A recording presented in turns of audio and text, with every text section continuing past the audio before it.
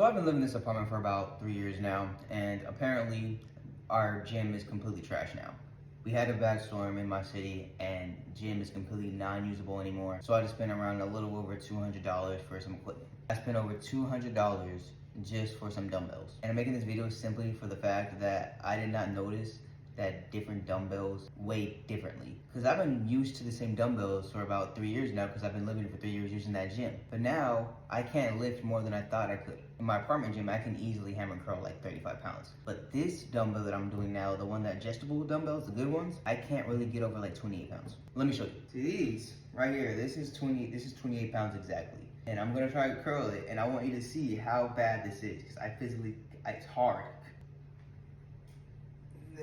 It should not feel this heavy as it is. I don't know if I got weaker or if my apartment weights are just like cheaper, but it's definitely a lot harder to curl. Anyways, it feels like essentially I'm starting over.